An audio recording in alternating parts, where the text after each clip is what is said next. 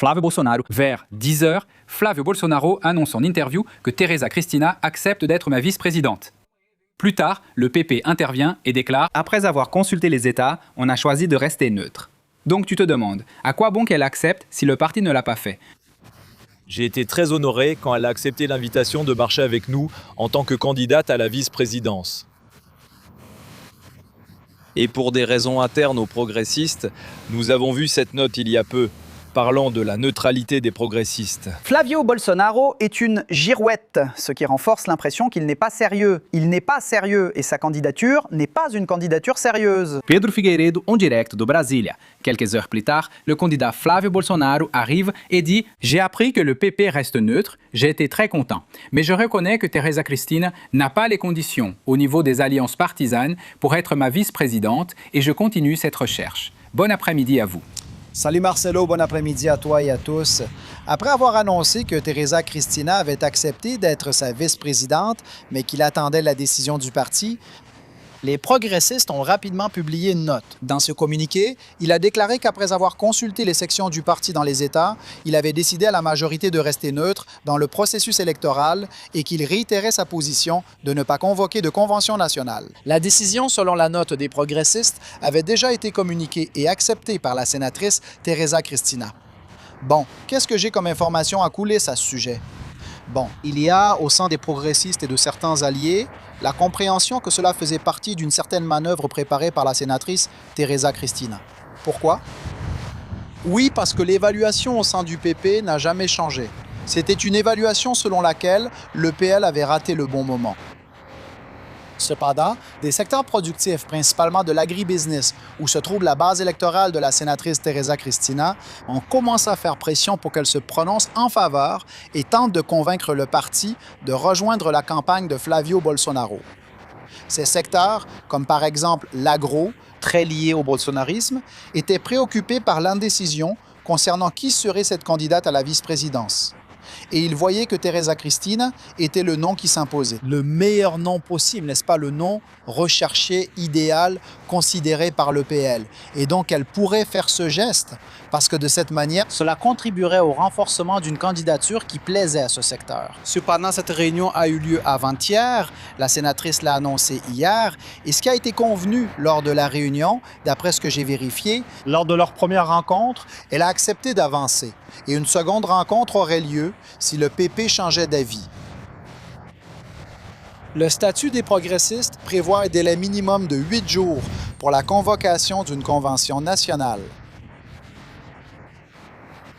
Et comme le parti avait déjà indiqué qu'il resterait neutre, il n'était pas nécessaire de convoquer une convention. Le délai fixé par la justice électorale pour les conventions des partis se termine le 5, donc mercredi de la semaine prochaine. Il y a 2 jours, il restait, enfin hier dans ce cas, il restait 7 jours. Aujourd'hui, il en reste 6. Donc il n'y avait plus de temps pour convoquer cette convention. Alors beaucoup de gens disent, mais quand on veut, on peut faire cette convocation. Oui, c'est d'ailleurs ce que certains dirigeants du progressiste m'ont dit. Exceptionnellement, on peut essayer. Mais l'exécutif national du PP a dit, écoutez, le problème c'est qu'on va créer de l'usure et on va s'exposer à des critiques parce que cela pourrait même finir devant la justice. Parce que modifier quelque chose qui est dans le statut du parti maintenant pour favoriser le ralliement à une certaine candidature, cela pourrait même finir devant la justice.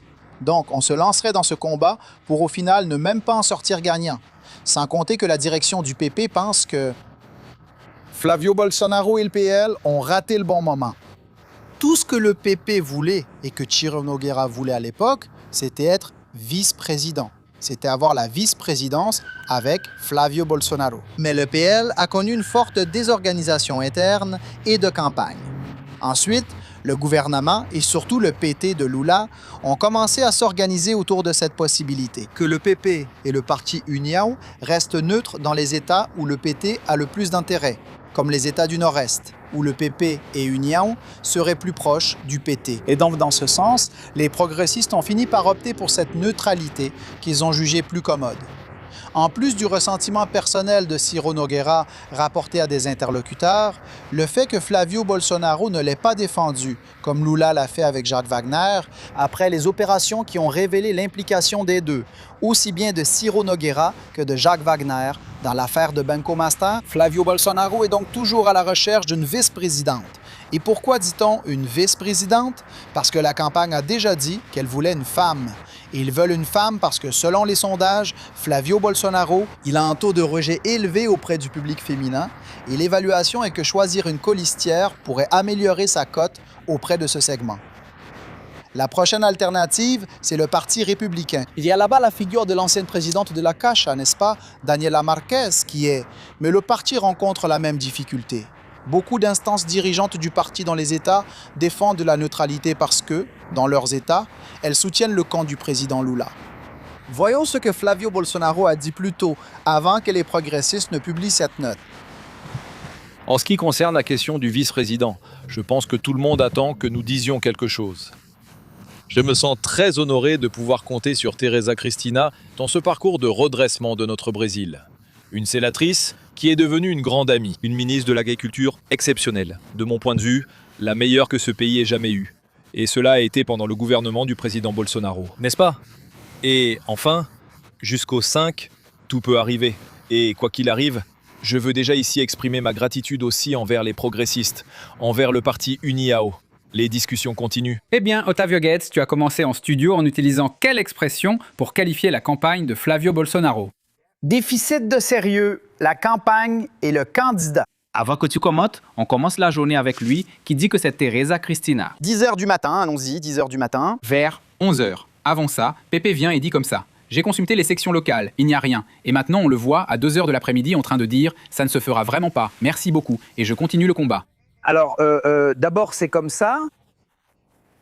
Qu'est-ce que je veux dire par déficit de sérieux de cette candidature et de Flavio Bolsonaro lui-même? Se présenter comme un candidat viable. Pour se présenter comme un candidat viable, il faut montrer du sérieux.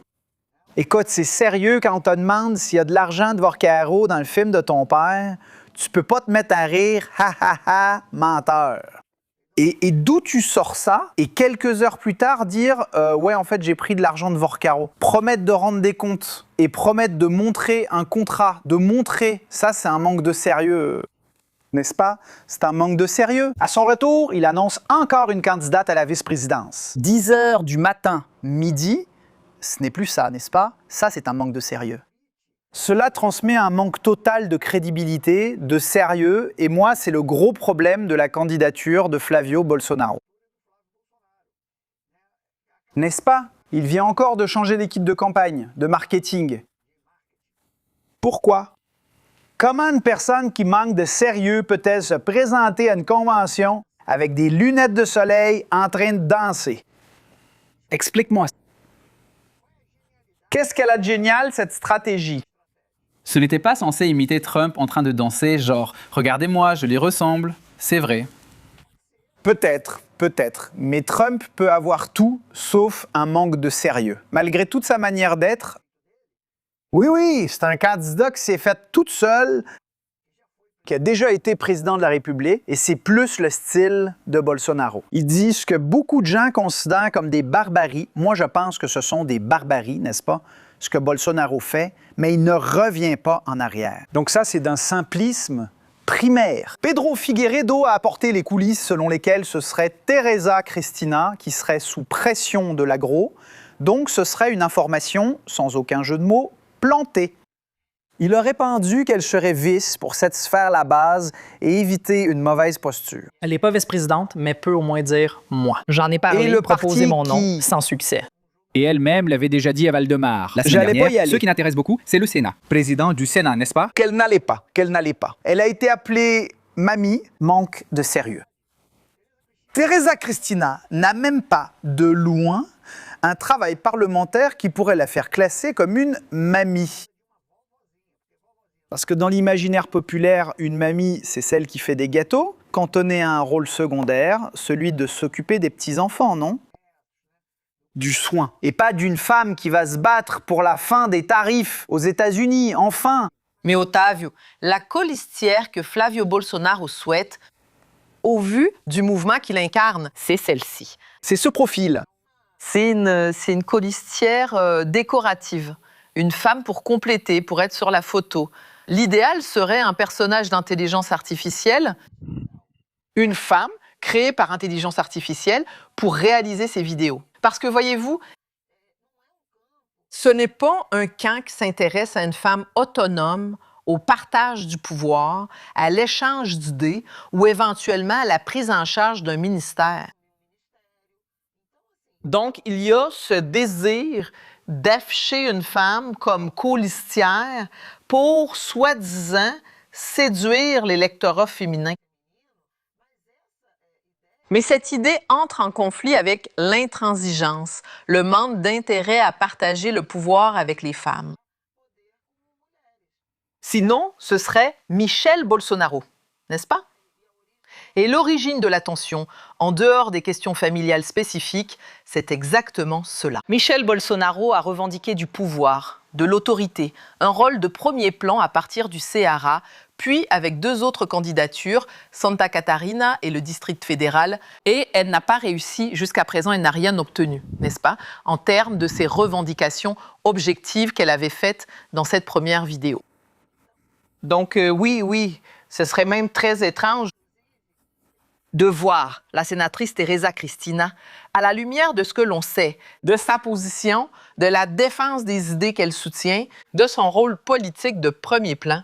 Une femme qui souhaite devenir présidente du Sénat. Il n'y a jamais eu de son femme ambition. présidente du Sénat. S'intégrer dans cette idée d'une vice-présidente décorative, juste pour faire joli sur la photo, et soi-disant séduire un électorat qui rejette déjà, parce qu'il sait bien comment ça fonctionne, n'est-ce pas?